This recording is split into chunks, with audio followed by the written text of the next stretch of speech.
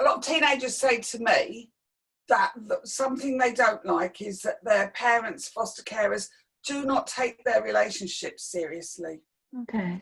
So they don't realise, if their boyfriend or their girlfriend or whatever that they're seeing, every day they're used to seeing that person. Yeah. Maybe they see him at school or work or whatever, and they are used to having an intense relationship with that person. Sexual or otherwise, if they're older. Yeah. And suddenly they can't see that person. Mm. And when they say, even if they feel brave enough to say, they feel that adults are going to go, oh, it's only a teenage, it's popular. Yeah. All those kind of stereotypes we hear about that not belittle, it diminishes that relationship, which is all consuming. Absolutely. And again, as parents, foster carers, cast your mind back. Remember what it felt like waiting for that phone to ring. The fear that that person, while you were on holiday, might have stopped loving you, stopped liking you. We're talking about a time that they don't know how long they're going to be apart. I think that's another big issue, particularly with older kids who are in relationships. It's stopping them. Oh, I'm just going to go out for a drive. Let's say maybe you've got, an 17 or 18-year-old, and really that they're going to go and meet their girlfriend or boyfriend. How do you stop that? Do you take their car keys away? How do you stop that conflict that arises from that? They're used to being so independent and doing what they want to do. Absolutely. So if they're over 18, actually they are adults, and you can give them all the choices and you can explain to them why it's not a good idea. You can ask them not to go. You can beg them, I suppose, but ultimately they will make that choice. And it might not be a choice you like. What you can say to them is, look, if you're going to do that, what's going to happen when you want to come home? Make sure they know you are then putting all everybody of us at risk. How are we going to manage this if you're going to decide that actually your needs are greater than what we're being advised, in fact, not advised, instructed to do? Yeah, absolutely. How are we going to manage that so that you can come back in? Or are you not? You're going to have to stay there. What are you going to do? Because often they won't have thought that far ahead. No. Because the goal is to see that person. Yeah. And they're not actually thinking about, when I come back, what am I going to do then? If you can't get them to stop, then I suppose there's not a lot you can do, and that's not something people want to hear. No. But if they're a grown adult and they are trusted to drive a car that could potentially kill people on the roads, absolutely, yeah, they have to be responsible for their actions. But to be responsible, we need to tell them everything, but rather than doing it in a dramatic, if you go, you could kill your whole family.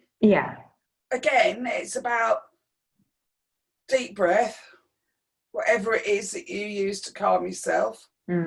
Say, hey, really empathy first, really understand why you want to see that person. I can imagine it's really difficult for you two to be apart. What are the options here? And it may be that if they're going to go, the best you can do is to get them to be in their car and social distance. One doesn't get out of the car, one's outside. It's not ideal and it's not following the rules. But it's a compromise that could prevent maybe them doing something more that then could jeopardise. Yes. And ultimately you also have to point out the law. If the police ask you or stop you or see you, you do realise that, and not you could be put in prison for 10 years, you could be, tell them what the consequences are. Check it first. Never, with teenagers in particular, it's very, very easy to get sucked into sort of scaremongering. It doesn't work. And if they find that you've said that wrong, then like everything else you've said just becomes white noise as well. Yeah, and they have access to all the facts that we do. You know, they can look something up as much as we can. Yeah, so. and in fact, maybe that's the answer. Say, hey, I really Let's look it up Let's together. look this up together. Yeah, Let's see, okay. you know, how is this possible at the moment? Yeah. Actually, the conclusion might be when you've looked all through it, it's not possible, which would be a result, isn't it? I mean, that's basically what you want. Yeah, absolutely. But it is, so is that about, right, we need to, so if you want to keep in touch, I understand it's really important. If they're sharing bedrooms, that actually, my part in this is I will make sure that the others are out of the room so that you have private time with your partner where you're not being interrupted with each other, you know, with other people. Yeah. Yeah. So they can talk, they can do whatever they want to do without the fear that a younger sibling is going to be bouncing into the bedroom or laughing at them. Yeah. But we're taking it seriously, we're listening, we recognise the problem, and we're going to help solve it. We can't solve it, but we're going to help problem solve for them. Okay.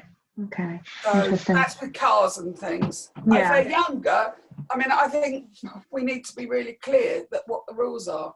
And I think you just have a little bit more, well, try and have a little bit more control if they are sort of younger teenagers. If they're younger teenagers, I think we need to have a little bit more control. Try, you know, a firmer approach. Yes. Again, talking as young adults, but ultimately it's our responsibility to keep them safe and tell them that.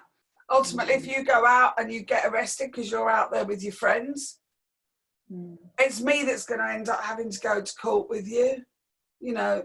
Yeah, the impact is... Who's going to be paying this £200 fine? Yeah. Have you got a job? No, so it ain't going to be you, is it?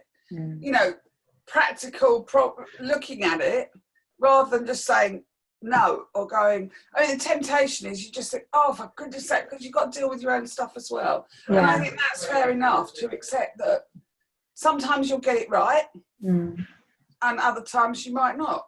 Yeah. You know, you might shout and then think afterwards, oh, I wish I hadn't done that. Yeah. But forgive yourself a little bit. And I think it's okay to say, you know what, I lost my temper there and I shouldn't have done that. That's okay. I think that's really okay. I think we should, particularly with teenagers, we need to role model, and children too, we need to be role modelling the behaviour we want. Yeah. So if we want respectful behaviour that has a bit of empathy and that is fair and listens, we have to model that ourselves.